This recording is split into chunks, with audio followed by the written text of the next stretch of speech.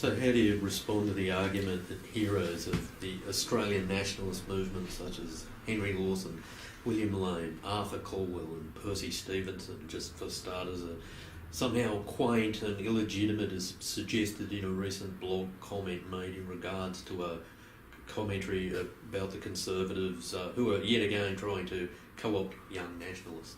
Well, if we look around throughout Australian history for what is and what is not valid historical traditions, there is a particular historical tradition that begins in the 1880s and runs through to somewhat the time of the early 50s. We can call it the radical nationalist tradition, but it's fused with Labourism. In fact, in many ways, they're indistinguishable from the other.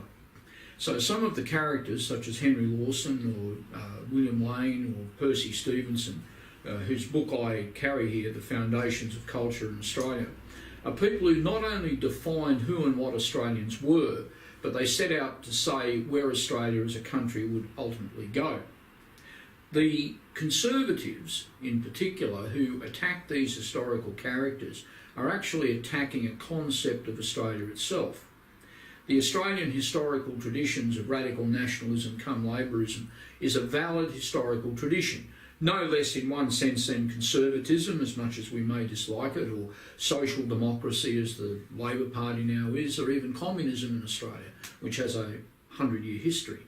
So it's a valid historical tradition. If they attack it, they are attacking a valid historical tradition that actually defined, as said, who we were and where we were going as a people.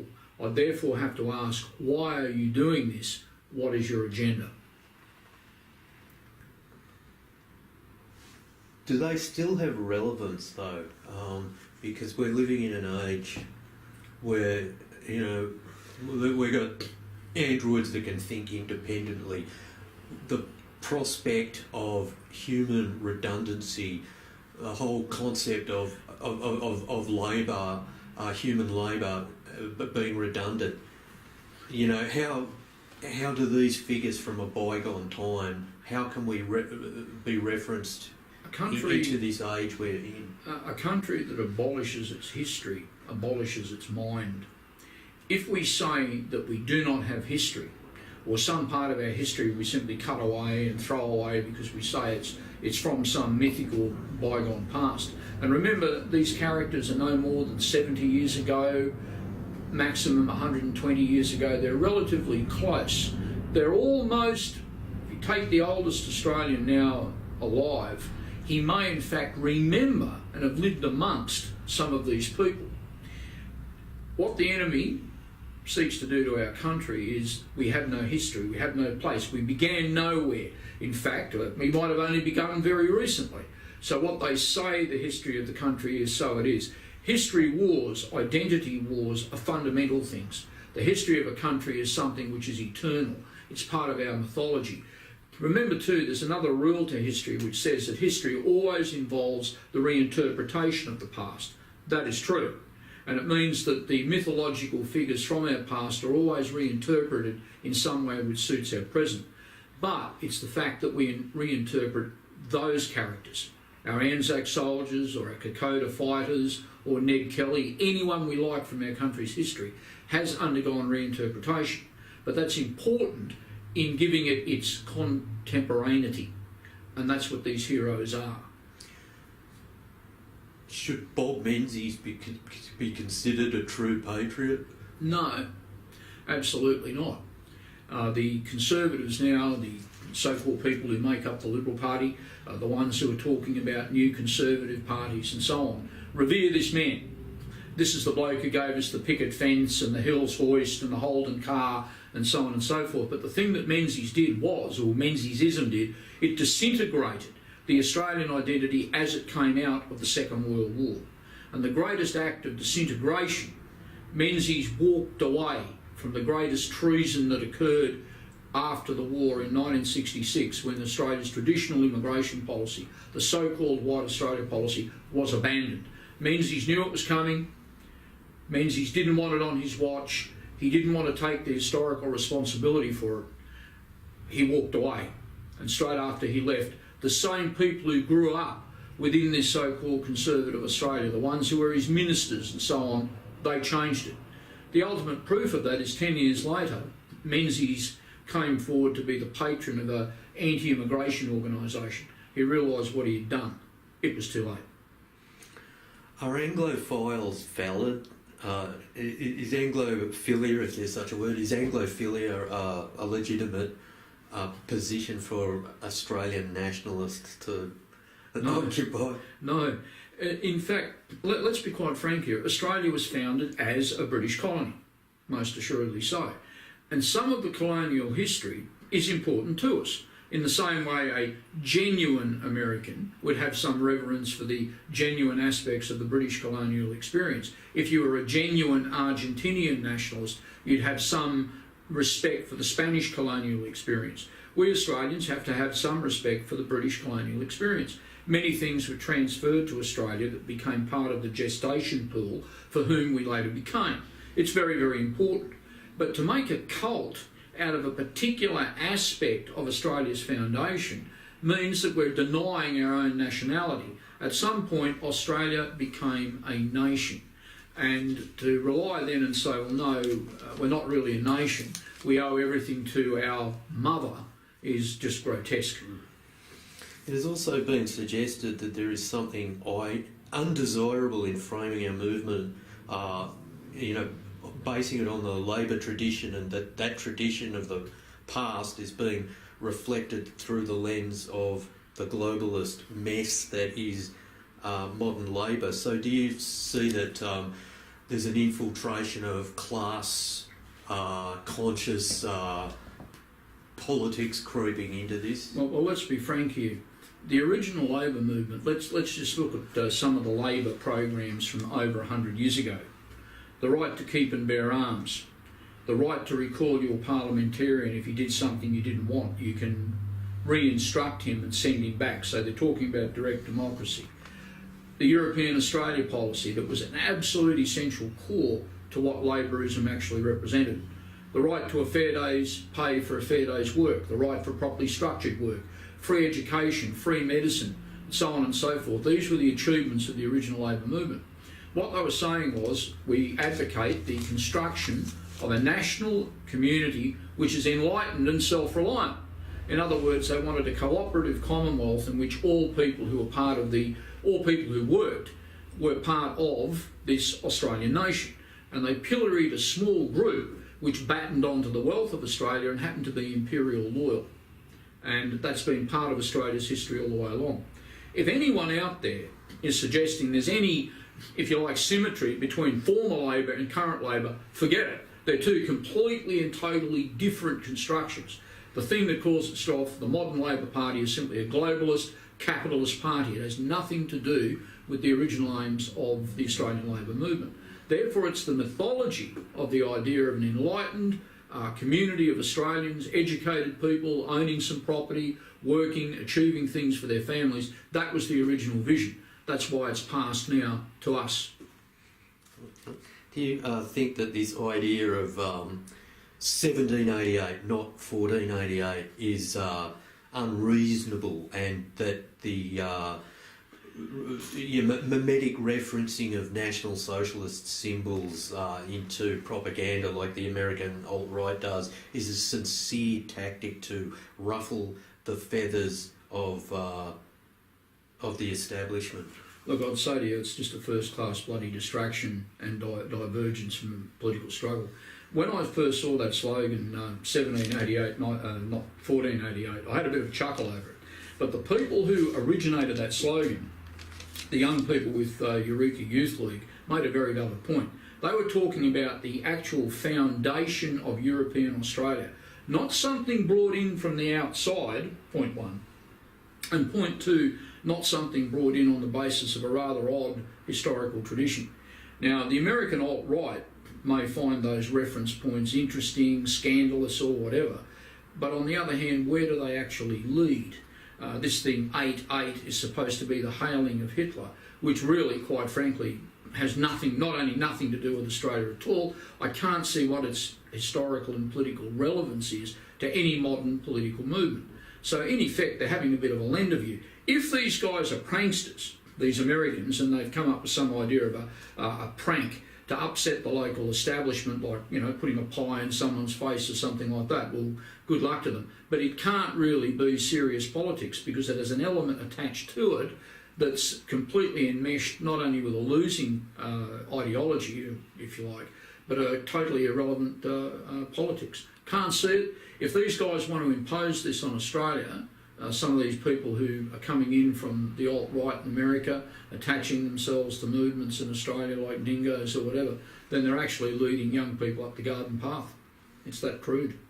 Do you think that they're confusing a social media trend? Because they'll say that by using these images and these symbols and, you know, their own coded language referencing, you know, Holocaust and all that sort of thing, that they've actually recruited, they've actually established a movement. But is that movement really a social media trend that is being mistook for a genuine movement? No, well, it's a point there. A social media trend, or the setting off of a debate can start anywhere, right?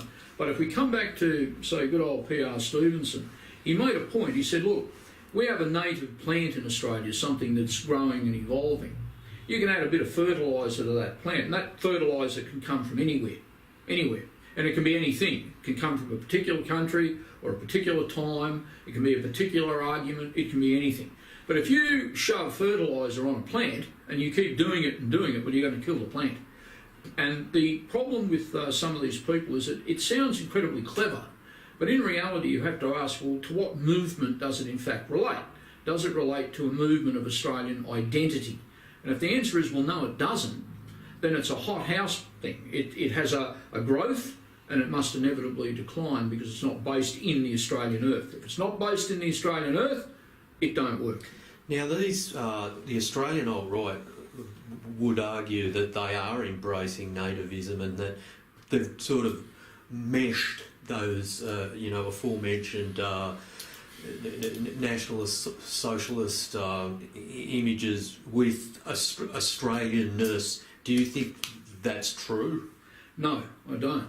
And I don't think it's true because if they actually did come with certain ideas and related them to Australia, they'd find very quickly that a lot of them don't have proper currency. Therefore, they'd revise them anyway. So what we've ended up with from nascent rebellious forces, and I'll come to that in a moment, is a mishmash.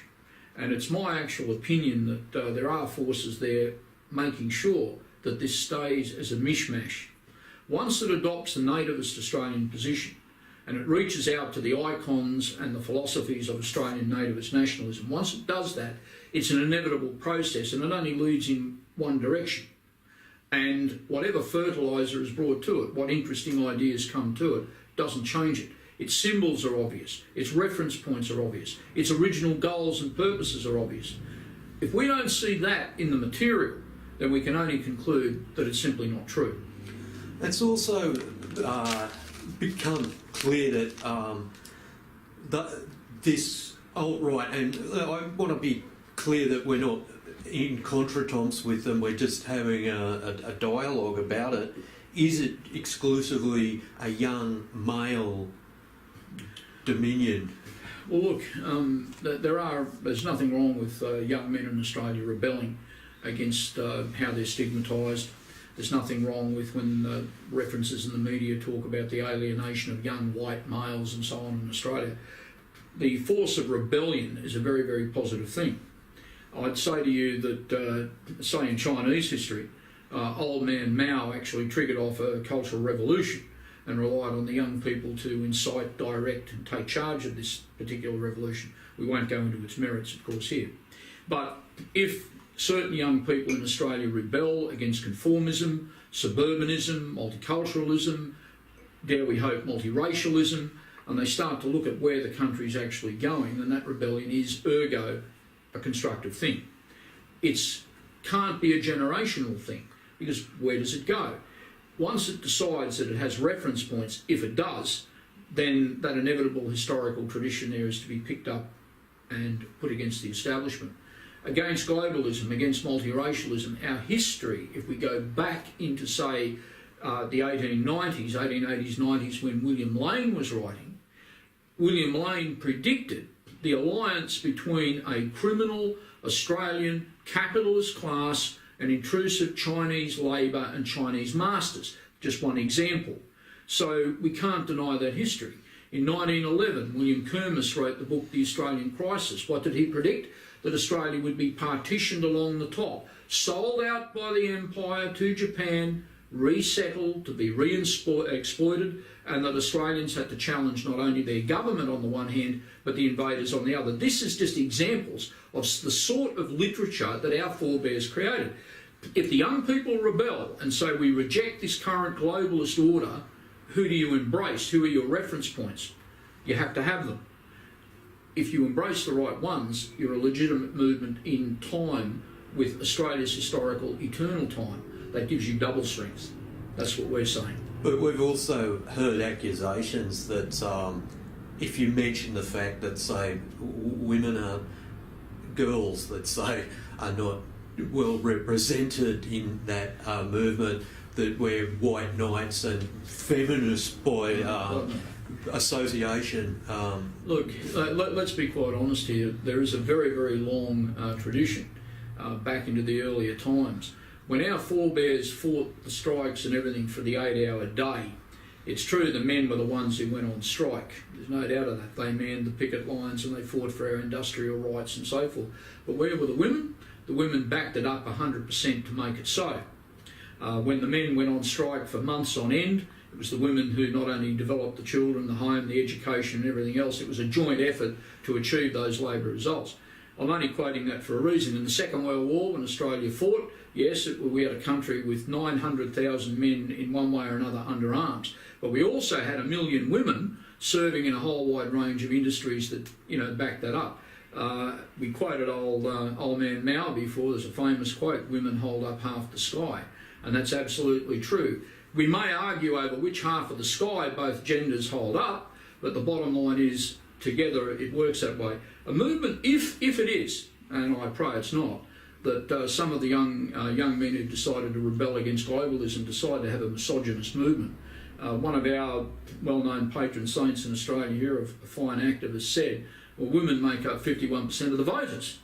You're going to miss a lot of votes if you've got a movement like that. If you're an activist movement, yes, it would be true in some sort of street confrontation. Maybe we don't want a party full of girls like the ones in the Socialist Alliance or something like that. But at the same time, where are the girls? Where are the women? Party of misogynists or a movement of misogynists, if it was that, or a movement which excluded women, is a losing movement, bottom line. Would it turn us all gay? No, look, I think that some conservative wag actually suggested that the Nationalists were suggesting that their fine rebellion was like that. I hardly think so. And I think that it's the wags who are in the way of the rebellion taking its proper course. We get a lot of referencing to Oswald Mosley, and he seems to have particularly impressed the young crowd. Why is he relevant? I couldn't imagine why. It possibly comes from the mistaken opinion that a movement in Australia called the New Guard might offer some model for conduct and behaviour. Unfortunately, the New Guard, to use the language of the time, and a very, very old expression, the New Guard was conservatism with knobs on. It's not a militant nationalism, it's completely different. If they suspect that this movement does have some relevance to them, they need to actually study its history, and there's a lot of material out there that say that this was not a people's movement. This was the movement sent to suppress the people's champion, who was Jack Lang. They say that they don't support politics. For instance, they wouldn't vote for the Australia First Party, and that is actually part of a greater design they have. This, of course, doesn't stop them supporting One Nation, but that's aside from the fact. I think the theory goes somewhere you accelerate decline, and therefore you accelerate the atmosphere to make these politics more attractive by doing the opposite and, say, supporting something intolerable to a nationalist mind. I mean, is this even feasible? Look, it would strike me as a nonsense strategy. Obviously, the purposes of, say, the Australia First are much wider than contesting of elections. In fact, we're talking about an intellectual and cultural rebellion. That's part of nationalist politics. If anyone said that, I would actually predict that it would have nothing to do with some sort of homespun version of catastrophism. In other words, will incite the disaster to benefit from it, or that sort of logic. I would suspect it's actually a slight against any form of actual nationalism. That rather than embrace the nationalist road, there are some people who are wanting to take it somewhere else into an artificial discussion. I don't think they can really do that. One thing that I think that is positive is the fact that while, of course, some younger people may listen to those messages, I would suspect no, I think the majority will find the nationalist road. That does not mean that any organisation or individual seeks to control the nature of these people's rebellion against globalism and liberalism. That's never the case. That is not the case. But it is a case of the fact that the rebellion must be a clean one and a pure one to find nationalist principles. Once they find those principles, how they then go out to the younger audience and push those principles, well, that's a matter for them. It's certainly not a matter for this writer or the organisation I belong to or others. They will seek and find their own ways to do it, but they must find the nationalist road. Now, this movement suffers from young people come in, or even just new people come in, are inspired, and they immediately look at what has or who has come before and say, well, that didn't work. There's some assumption that we should already have achieved a nationalist revolution. And this is a constant. Have you got any thoughts on that? Yeah, it is. And I'd say that they need to look at the totality of the struggle. Look at it. There are similarities between the dispossession and alienation of Australians in our country, as there is, so, the dispossession and alienation of the French in theirs, or the Germans in theirs, or the Greeks in theirs, and so on and so forth. But in each country there has always been very long-running sequences of organisations that have taken up the struggle. To found new ones completely to the side, either with no reference to the others, or even at loggerheads with the others, is not a proper politics, and it will be misapplied and exploited by alien forces. People that always try to take over movements make the point that you're always trying to take over their movement. Well, in the current context of the dingo debate, as is well known, and I hope the dingoes are watching this and listen very, very carefully, we have said in this whole debate that we want this movement to be run by the people who founded it, or the people who are part of it, or the people who want to do something with it. It is not for these conservative reactionaries to come in from other groups and seek to hijack it. The genuine nationalists from Australia First and other groups have not sought to control it, direct it, or anything like that whatsoever. And that's the cardinal difference between ourselves and these conservatives who seek to send it off up a number of irrelevant pathways. So there's no concept here of seeking to take over or manipulate any genuine movement that's come out of the culture wars. Thank you.